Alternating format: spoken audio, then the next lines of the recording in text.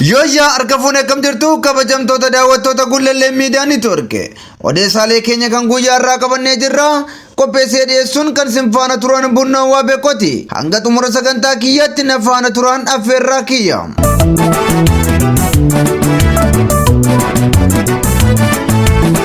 Godina Salaalee aanaa Giraar Jaarsoo keessatti gandoonni adda addaa humnoota fiinxaleeyyii faannoon weeraramuun manneen barnootaa hojii baruu fi barsiisuu dhaabanii jiraachuu maddeen keenya ifoomsan.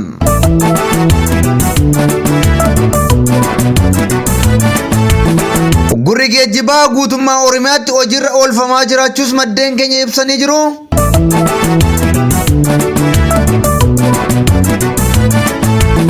Maturee keenya birootiin lixa shaggar aanaa Baakkoo Tibbeetti dargaggoon tokko humnoota mootummaa PPtiin ajjeefamee jira.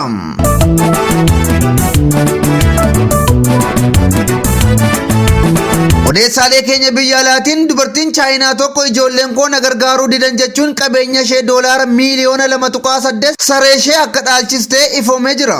Irra deebiin akkam jirtu kabajamtoota daawwattoota Gullallee Miidiyaa Niitoork.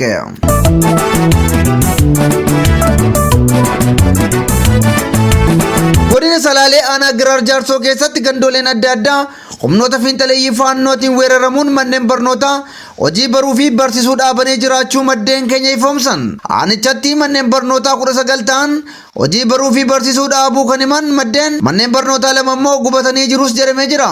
Godina Salaalee aanaa Giraar Jaarsoo gandoota akka Qonnayyaa Yesuus, Ennaagwaal, Silmii, Shabalfaatii, Addis Tsiggee, Qurquraa, Farasaa Abbaa, Sharar Gannatii, Waddeessoo fi gandoota biroo keessatti hojiin baruu fi barsiisuu baatii sadaasaa muddee fi amajjii keessaa eegalee dhaabbateera jedhan maddeen keenya. Rakkoon kun immoo sababa humnooliin fiinxaleeyyii faannoo naannoo Amaaraarraa dhufan haleellaa taasisaniin ta'uu himanii jiru. Walgahii waajjirri barnootaa, waajjirri dhaabaa fi bulchitoonni aanaa Giraar Jaarsoo amajjii 16 bara 2016 akka lakkoofsa Itoophiyaatti barsiisota waliin taasisan irratti barsiisonni iddoo hojii isaaniitti deebi'uu qabdu jechuun dirqamaan deemaa hojjedhaa jechuun barsiisota dorsaa turuun ni beekama. Barsiisonni aanichaa garuu gara sanatti deebinee hojii idilee keenya itti fufuuf nageenya keenyaaf wabii hin qabnu jechuun deebi'uuf sodaa qabaachuu isaanii ibsatanii turaniiru.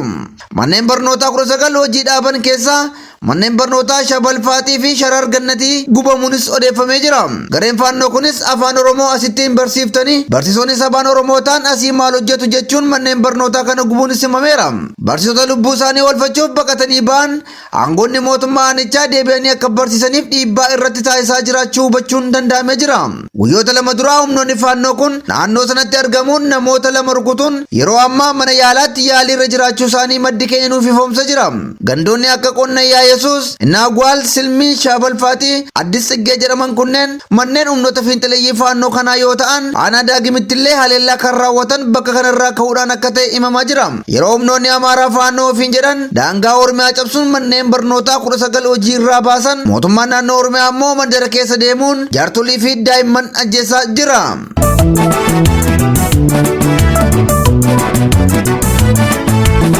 Gurri geejjibaa guutummaa Oromiyaatti hojiirra oolaa jiraachuu maddeen keenya gabaasan. Yeroo lammaffaaf gurra geejjibaa kaa'uun dinagdee sirna mootummaa quucarsuuf hojjetamaa jiruun manneen hojii fi geejjibni dhaabbachuun beekamee jira. Gurra geejjibaa fi dinagdee qeerroon bilisummaa Oromoo kaa'e kana waraanni bilisummaa Oromoos deeggaraa jiraachuun beekamee jira. Bakkoota qaamolee nageenyaa mootummaa eegumsa taasisuun konkolaattota hojjechiisaa jiranitti waraanni bilisummaa Oromoo deeggarsa gochuun sochii mootummaa danqaa jiraachuunis himamaa jira. Konkolaattonni Jimmaarraa gara Finfinnee imalaa turan hedduun isaanii gubachuu fi kanneen hedduu ta'an daandii irratti danqamanii dhaabbatanii jiraachuu maddeen keenya ibsanii jiru. Godinaalee lixaa baha Oromiyaa fi giddu galeessa Oromiyaa keessatti gurri kun hojiirra kan oole hoggaa ta'u bakkoota muraasatti qaamoleen nageenyaa shufeerotaa fi abbootii qabeenyaa hidhaa jiraachuunis himamaa jira. Magaalaa Naqamteetti gurri geejjibaa hojiirra kan oole hoggaa ta'u tiraafikoonni fi qaamoleen nageenyaa gabatee konkolaataa fi baajaajirraa hiikaa jiraachuu dhageenyeerra. Akkasumas abbootiin qabeenyaa rakkoo keessa kan galan hoggaa ta'u gurra yoo cabsan qeerroo bilisummaa Oromootiin adabamu, gurra yoo kabajan immoo qaamolee mootummaatiin hidhamuutu dhaga'amaa jira. Gama biraatiin bakkoota muraasatti sochiin diddaa kadhoo yoggaa ta'u godinaalee Wallagga Lixaa fi Qellem Wallaggaa keessatti hiriirri mormii eegaluu maddeen keenya ifoomsaniiru. Hiriirtonni kunneen mootummaa Itoophiyaa kan balaaleffatan yoggaa ta'an waraana bilisummaa Oromoo deeggaruun sagalee dhageessisaa turaniiru. Nuti barattoonni Oromoo, nuti uummanni Oromoo, mootummaan ammaa bakka nun bu'u. Abii sobduudha. Abii ajjeesaadha. Abii saamtuudha. Marroon bakka nuuf hafu. Woboon haa jiraatu.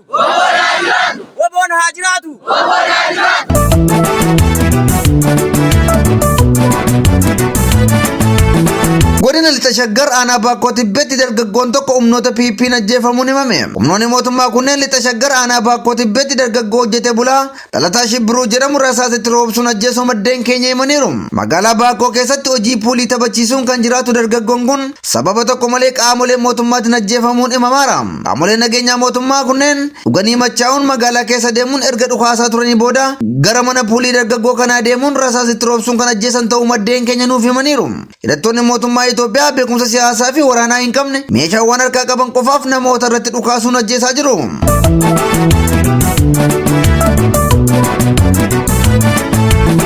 Hidhamtoonni siyaasaa hedduun mooraa mana hidhaa federaalaa Zuwaayee keessatti dararamaa jiraachuu maddeen himan. Mootummaan Itoophiyaa sodaa aangoof jecha namoota ciccimoo dhiibbaa uumuu danda'an qabuun maqaa sobaatti baasuun manneen hidhaa federaalaatti naqee dararaa jiraachuun isaanii beekama. Haaluma kanaan hidhamtoonni siyaasaa mana hidhaa federaalaa Zuwaayee keessa jiran balaa adda addaaf saaxilamanii akka jiran maddeen keenya himaniiru. Manni hidhichaa hanqina nyaataa fi bishaan qulqulluu waan qabuuf hidhamtoonni dararamaa jirus jedhamee jira. Mootummaan quucaraan Itoophiyaa hoogganaa jiru hidhamtoota siyaasaa 3,000 ol ta'an mana hidhaa Zuwaayeetti naquun dararaa jira. Hidhamtoonni kunneen irra caalaan isaanii ilmaan Oromoo hoggaa ta'an maqaa waraana bilisummaa Oromoo deeggartu jedhuun kanneen qabamanii fi waggoota dheeraa kan hidhamanidha.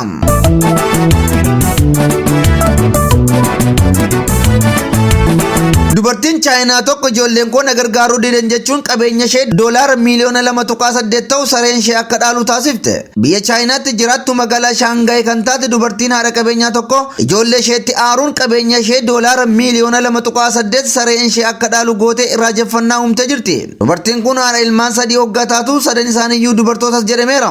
Harmeen kun akka jettetti ijoollee kiyya karaa naamusa qabuun guddisee sadarkaa olaanaadhaan isaan ga'us na irraanfataniiru jettee jirti. Gochaa ilmaan isheetti kan gaddite harmeen Chaayinaa kun qabeenya ishee yeroo mara kan ishee bira jiraachuu ishee bohaarsaa ture saree ishee tokkoof laattee jirti. Magaalaa Shaangaay keessa qofaa ishee kan jiraattu harmeen kun ijoolleen koo dhukkubsadhee yeroon sireerra turetti karaa kiyya ba'aniyyuu nagaa waaqaa nan gaafanne jechuun dhaala dhowwattee jirti. Kanaafuu sareen koo yeroo hunda naa wajjin jiraatu kan takkaa nagatee hin deemne qabeenya koo haa fudhatu jechuun karaa seera qabeessa ta'een dhaalchiftee jirti. Kanaanis abukaattoo dhimma saree kanaa hordofu akkasumas ogeessa fayyaa fayyummaa saree kanaa hordofu qacaruun adeemsa qabeenya dhaalchisuu xumurtee jirti.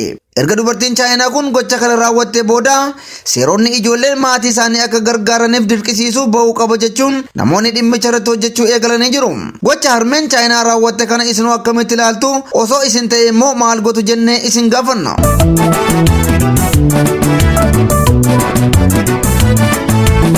Ayyaanni kabajamtoota daawwattoota Gullallee Miidiyaa Neetwoork odeessaaleen keenya kan guyyaa irraatiif qabanne kanneen hangasii turanii qopheessee dhiyeessuun kan isin faana ture Nabuun Nawwaa Beekooti.